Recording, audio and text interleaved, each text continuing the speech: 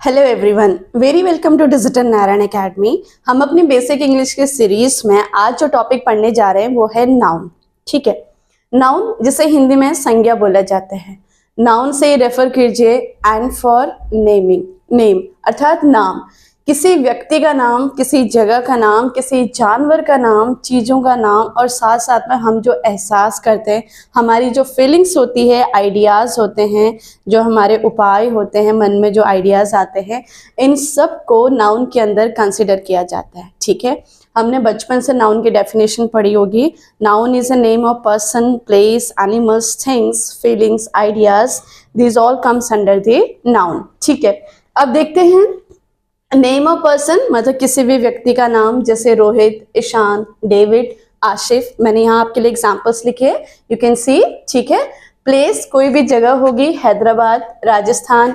Animals cow, cat, elephant, tiger. Things का नाम कोई भी थिंग्स, आप जिस रूम से ये क्लास देख रहे हो, जहाँ पर आप बैठे हो, अपने चारों तरफ, ठीक है, चारों तरफ अगर नज़र घुमा के देखोगे तो आपको बहुत सारी चीज़ें दिखाई देगी। जैसे अभी आप मेरी क्लास ले रहे हो किसके through, through the laptop and through your mobile phone. ठीक है, तो मोबाइल, आपका लैपटॉप भी एक टाइप्स का थिंग्स है, चीज है, तो वो भी किसके अंडर आता है, नाउन के अंडर आता है। ठीक है, देन फीलिंग्स, आइडियाज। अब फीलिंग्स, आइडियाज ऐसे हैं कि जिनको आप टच नहीं कर सकते हो। क्या मेरी खुशी को आप टच कर सकते हो? क्या आपके रोने को मैं टच कर सकती हूँ? नहीं टच कर सकती हूँ। ठीक है, फीलिंग, आइडियाज, ठीक है, ये भी हम नाउन के अंदर ही इसको पढ़ते हैं। Happiness, sad, enthusiasm. जब आप बहुत ज़्यादा खुश होते हो, बहुत ज़्यादा हैप्पी होते हो, जब आप रोते हो, उदास होते हो। ठीक है, एंथुसियाज्म जब आप उत्साहित होते हो। ठीक है, these all comes under the noun. हम ये सब नाउन के अंदर पढ़ते हैं। ठीक है, अब नाउन के काइंड्स को समझने के लिए पहले हम एग्जाम्पल्स देखते हैं। आपको थ्रू एग्जाम्पल मैं नाउन्स के सारे काइंड समझा दूंगी कि नाउन के कितने काइंड्स होते हैं, कैसे। अब यहीं से हम ले लेते हैं नेम ऑफ पर्सन। ठीक है, व्यक्ति का नाम। अब पर्सन से तो सब कुछ आ रहा है, मतलब पर्सन में आपके मेल भी आ गए, फीमेल भी आ गए आपके। ठीक है, बॉय एंड गर्ल आ गए पर्सन में। पर्सन में हमें स्पेसिफिक नहीं पता है।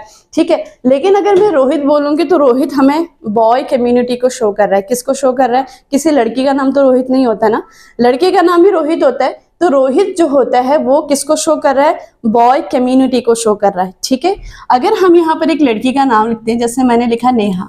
ठीक है, what I wrote here, Neha. ठीक है, मैंने नेहा लिखा, तो नेहा जो है वो एक गर्ल कम्युनिटी को शो कर रही है। ठीक है, नेहा लड़कियों की पूरी जाति को बता रही है। तो इससे हमें क्या समझ में आया? रोहित जो है वो बॉय को शो कर रहा है, नेहा जो है वो गर्ल को शो कर रही है। ठीक है, अब रोहित बॉय को शो कर रहा है, तो बॉय आपको किसके अंदर आ गया? बॉय आपके कॉमन नाउन के अंदर आ गया। किसके अंदर आ गया? Common noun. Common noun refer करता है किसी कास्ट, आई मीन टू से किसी क्लासेस को, ग्रुप ऑफ क्लास को कॉमन नाउन स्पेसिफाई करता है। फॉर एग्जाम्पल मैंने कहा बॉय। ओके, बॉय से हमारे दिमाग में लड़के ही लड़के आ गए, बहुत सारे लड़के हमारे माइंड में आ गए। स्पेसिफिक मैंने कहा रोहित, तो हमारे माइंड में कौन आया? रोहित आया। तो अगर मैं बॉय बोलती हूँ तो वो कॉमन नाउन का एग्जाम्पल हो जाएगा। अगर मैं बॉय में स्पेसिफाई रोहित को करती हूँ तो रोहित किसके अंदर आ जाएगा? आपके प्रॉपर नाउन के अंदर आ जाएगा। ठीक है, रोहित किसके अंदर आ जाएगा? आपके प्रॉपर नाउन के अंदर आ जाएगा। अंडरस्टूड? ठीक है, नाउ अब मैंने अगला एग्जांपल लिया था नेहा। नेहा क्या है? एक लड़की है।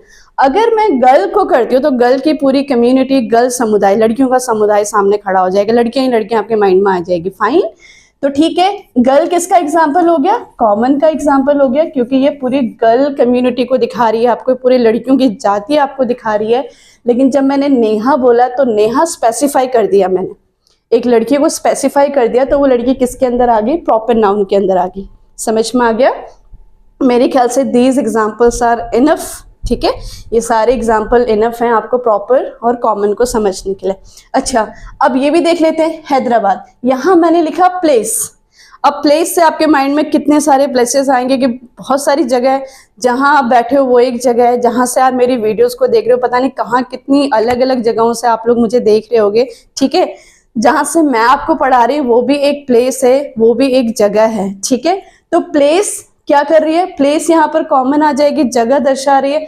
लेकिन अगर मैं प्लेस में स्पेसिफाई कर दूं हैदराबाद, राजस्थान, कर्नाटका, बेंगलुरु, तो ये सारे आपके क्या आ जाएंगे, प्रॉपर नाउन के अंदर आ जाएंगे।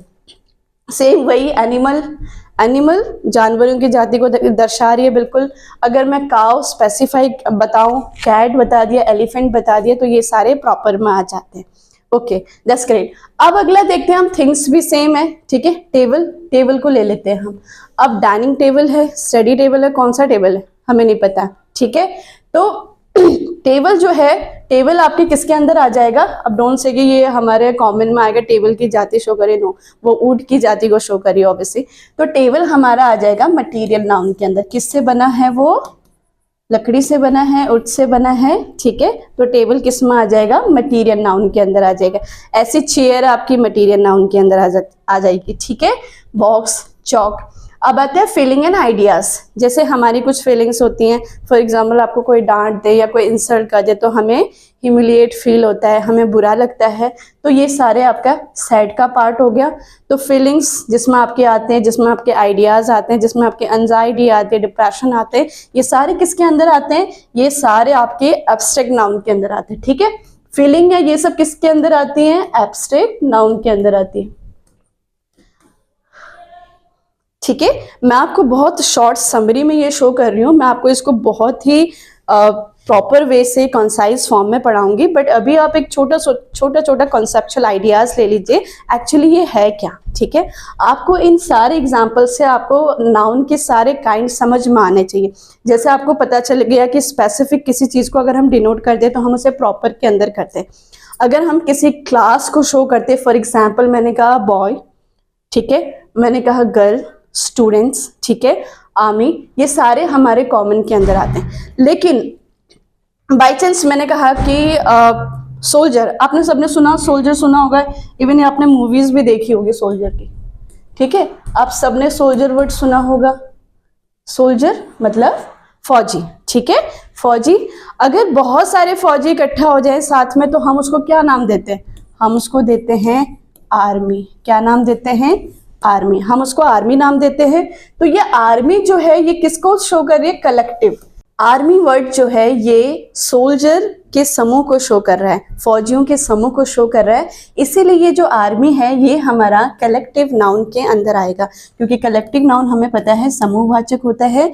ऐसे शब्द जो किसी समूह को शो करते हैं तो उसके लिए हम कलेक्टिव नाउन का यूज करते हैं। अच्छा, गर्ल्स, लड़कियों का ग्रुप, जहाँ लड़कियां बिल्कुल झुंड बना के खड़ी हो जाए या बैठ जाए तो गर्ल्स के ग्रुप को क्या बोलते हैं, गर्ल्स के ग्रुप को हम बोलते हैं wavy.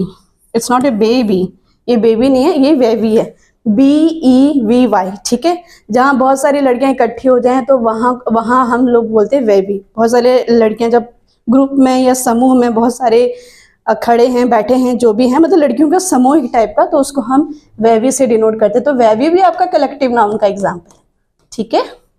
Again I am telling you, बहुत सारे लोग इसको बेबी पढ़ लेते हैं बट इट्स अ वेवी, ठीक है। तो ये आपको कलेक्टिव समझ में आ गया, एब्स्ट्रैक्ट आपको समझ में आ गया, जो कि हमारी फीलिंग्स एंड आइडियाज होती हैं। प्रॉपर आपको समझ में आ गया जब हम स्पेसिफिक किसी चीज को डिनोट करते हैं, ठीक है। और कॉमन आपको आ गया जब हम प्रॉपर किसी कास्ट या किसी क्लास को दर्शाते हैं, ठीक है, वो कॉमन में आता है।